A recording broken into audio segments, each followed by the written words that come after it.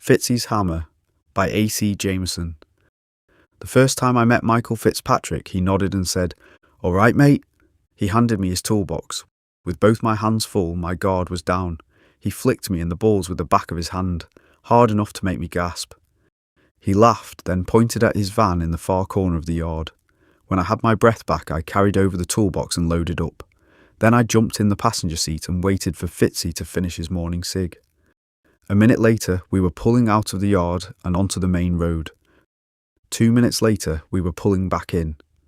Old Fitzy had decided he wasn't going anywhere without a brew. He hoiked up the handbrake and jumped out without shutting the door. Cold air filled the van as he disappeared back into the porter cabin. I hadn't wanted a drink, not that he'd asked.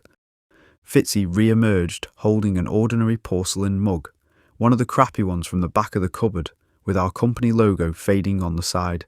He squeezed back into the van. Fitzy told me he had forgotten his thermos flask today.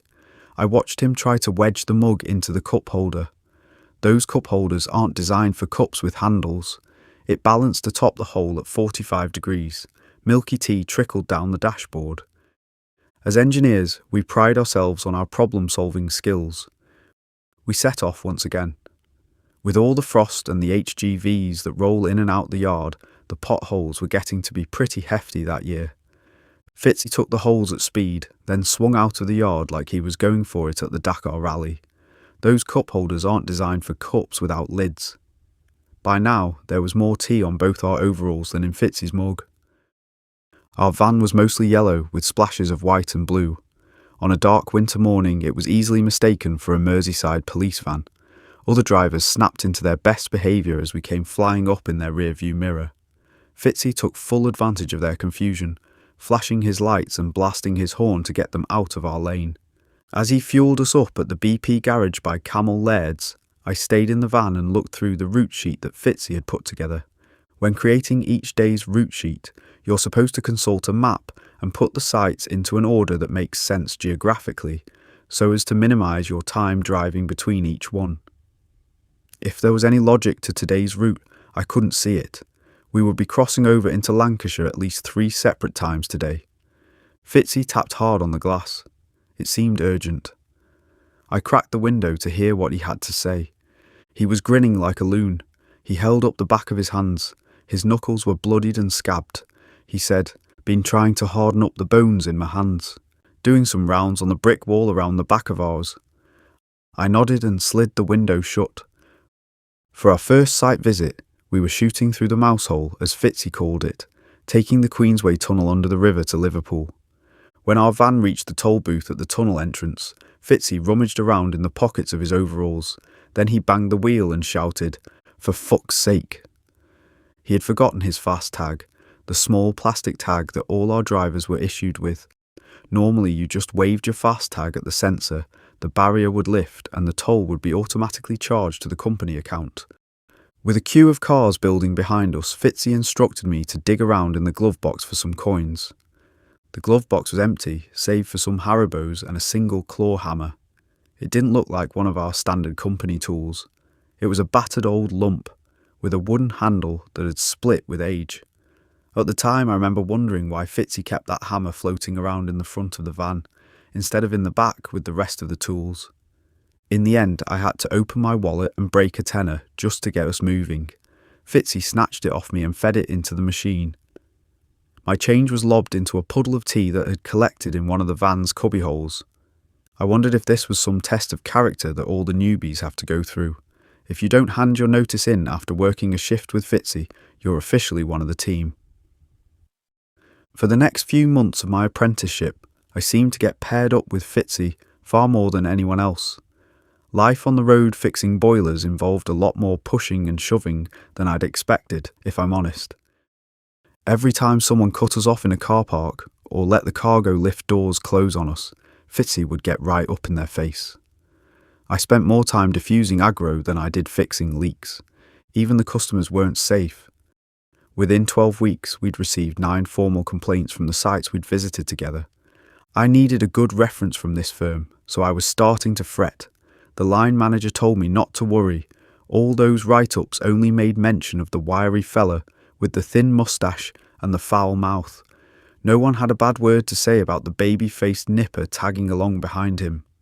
My personal service record was still clean.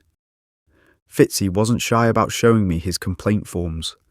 During one of our lunch breaks in a lay-by, I had a flick through the pile. Here are some of his greatest hits. Yesterday, I asked the boiler repairman to move his van off the yellow zigzag lines. He swore and spat on the playground, right in front of our kindergartners. That is unacceptable. One of your engineers has just pointed at the Lebanese kebab shop across the road and asked me if Al-Qaeda knows how to make a decent burger. Don't send that guy over again, please. He's got a screw loose. No one wants to hear about him punching walls. I asked Fitzy how he felt about all these write-ups. He said, "They're just bullies, wanting to feel big. You can't let bullies get to you, lad." One Tuesday morning that April, I was leaning against the van in the yard, reordering our route and waiting for Fitzy to appear from the porter cabin as usual. Even by his standards, today was a sloppy start. We were supposed to be underway by 8 a.m. It was now touching 20 past. I couldn't even see his Vectra in the staff car park yet. At around 8:30, the line manager crossed the yard and told me I'd be servicing the sites alone today. Fitzy had been placed on leave with immediate effect. He refused to say why, only that I'd better get a shift on to catch up on my late start. I climbed into the driver's seat and slid it back to fit my legs under the wheel. That morning, my first solo route went without incident. Although I was terrified of dinging Fitzy's van, I drove as slow as I could without falling behind schedule. At around lunchtime, the boss man called me. He told me to cancel the rest of the day's route. Instead, I was to bring the van back to the yard ASAP. Again, he wouldn't tell me why. All he said was, "Do not open the glove box, please, mate, okay? Keep it shut, whatever you do." Of course, as soon as he said that, the glove box became a tantalising mystery. At every red light, my hand strayed toward the plastic handle until I remembered there was a dash cam pointing right at me. When I got back to the yard, there was a police car parked on the road outside. I saw the backs of two coppers through the window blinds, talking to the line manager. They turned around when they heard me arriving. They seemed to be studying the van's reg. While I was parking up and doing my final walk-around checks, the two coppers and my manager stepped out of the office and headed towards me. My manager asked me, "You didn't open it, did you?" I said no. One of the policemen, the older one, asked me if I was sure. He was eyeballing me hard. "I think some coppers get a kick out of making you feel dodgy." I said yes, I was sure. The other policeman asked me for the van key.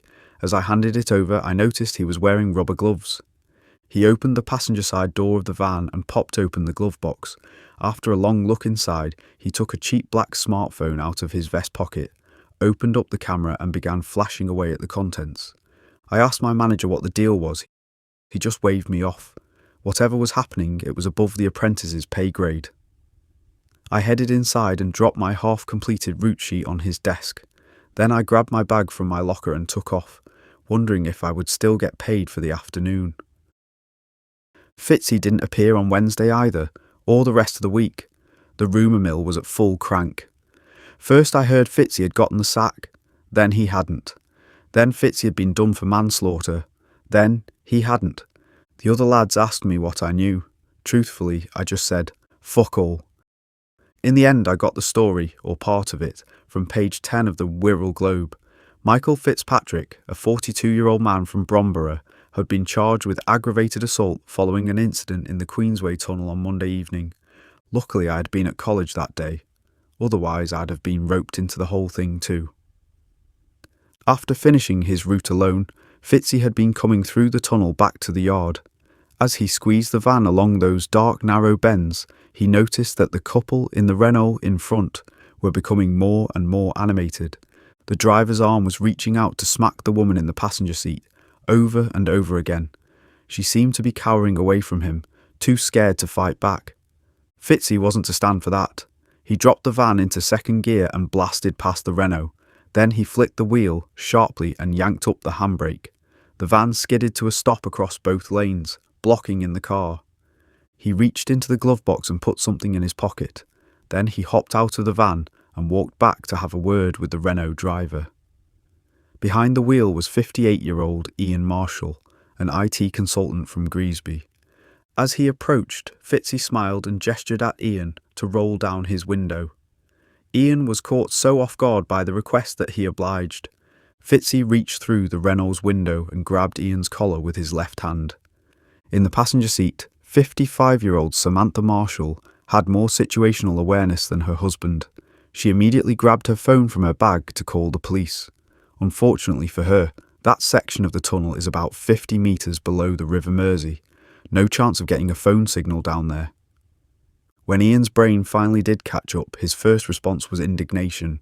He hollered, "Excuse me, that is assault."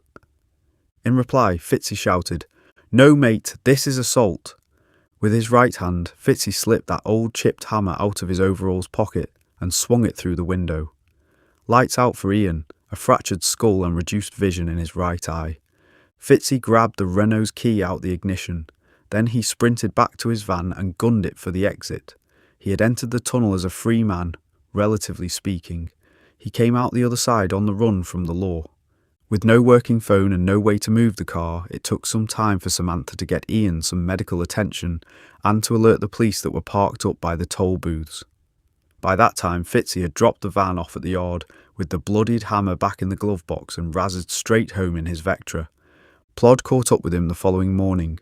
It took 3 of them to get the handcuffs on him. As well as the driver cam, our vans also have 2 external cameras. The front-facing one captured the build-up to the incident, and the rear camera captured the altercation itself. During his trial, the part of the footage where Fitzy yells, "No mate, this is assault," was played on a loop by the prosecution. It's hard to mount a solid legal defence when you were filmed announcing the crime right before you did it. Every single part of Fitzy's story was shot to pieces, including his claim that he was just defending Samantha from her husband. As it happens, Ian Marshall had no history of domestic abuse, no criminal record whatsoever. In the moments before Fitzy's intervention, Ian hadn't been hitting his wife at all. He had simply been slapping her on the back as she choked on a strawberry-flavoured Mento. According to the court reporter, when Fitzy heard that part of Samantha's testimony, he swore and spat on the floor between his feet. The jury's deliberations were a formality. They were back within the hour. With a few prior convictions taken into consideration, Fitzy was handed some proper jail time. I'm told he gobbed off all the way out the courtroom. The next time I ran into Fitzy was 2 years later. I had taken my daughter to the park. As I pushed her on the swing, I heard someone way off across the field shouting, "Liam! Liam!" I knew who it was before I even turned around. Fitzy was lying up on a grass verge with his shirt and socks off, wearing only a pair of black jeans. He was propped up on one elbow. He tried to wave me over. I pointed at my daughter, burbling away on the swing, and shrugged. Fitzy stood up and jogged towards us. Even from a distance, he looked leaner than before. He reached the metal fence at the boundary of the playground and asked, "All right, mate?" I said I was. I asked him how he'd been. He liked that one. He laughed hard. Apparently this was Fitzy's first full day out of prison. His only plan today was to lie on the grass and look at the blue sky. He pointed at my daughter and asked me, "Who's this little one then?" He vaulted over the fence and onto the red tarmac of the playground. He asked if he could push her on the swing for a bit. On the balance of probabilities, I thought it safer to say yes, that would be all right, if she didn't mind. She didn't mind at all. She giggled as he pushed her higher and higher, a lot higher than I had done. Fitzy was keen to share some stories from his time banged up in Alt Course. As he pushed, he began telling me about the young inmate in the cell directly below. This lad had wrapped himself up head to toe in bog roll, like a mummy, and was waving a ciggy lighter around. He was demanding a phone call with his parents. If the COS didn't let him have it, he was going to spark himself up. One of the COs had said, "Go ahead, mate. It's not going to get you your phone call, is it?"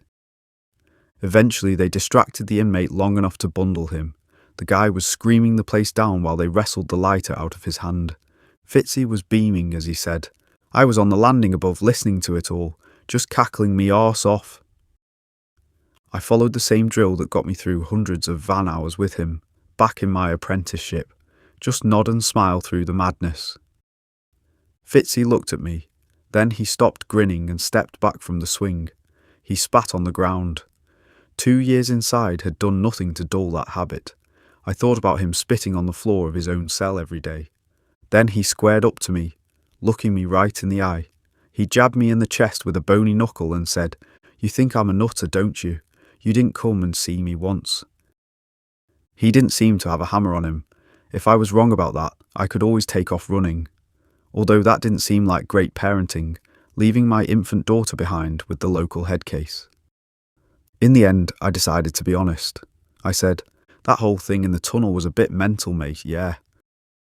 Fitzy told me to fuck off. "I wasn't there," he said. I didn't see what he saw. His voice was almost whining. "That bastard was knocking her around. I know he was. I didn't see any Mentos in the car." He went back to pushing the swing. Not as hard as before. I told Fitzy that the van's camera footage had been doing the rounds in the office after his trial. In the seconds before Fitzy dive-bombed them, you can clearly see Ian Marshall patting his wife on the back with controlled, repetitive actions. Firmly maybe, but it was a long way short of abuse. Samantha was even gulping water the whole time. The bottle was easily visible in her right hand. Fitzy wasn't looking at me now. He said, "That tunnel is so fucking dark, man. If I think I'm seeing shit go down, I'm going to get stuck in." I said, "With a hammer though, mate. What were you trying to do? Kill him?" Fitzy said, "I don't like bullies. Some of them need a good hammering." I told him, yeah, some bullies need a good hammering, but you have to know who the bullies are first. Fitzy said, "If you'd been there, you could have stopped me acting daft. You're good at that calming down malarkey. That's why I always asked to pair up with you." That was my first time hearing that. I hadn't even known the engineers got to choose which apprentice they were partnered with. I told him as much. Fitzy shrugged and said, "Ah well, it's done with now." I asked him what he was going to do for money now he was back out.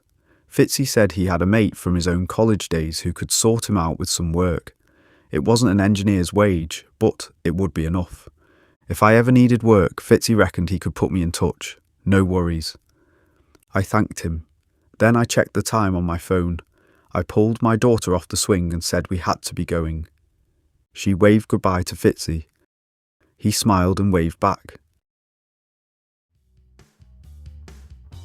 Thanks for listening. If you enjoyed this short story, my debut novel The Pittsburgh Connection, a novel about rock and roll, hope and struggling, is available now as an ebook for just $2.99. Link in the description below. Subscribe for more stories coming soon.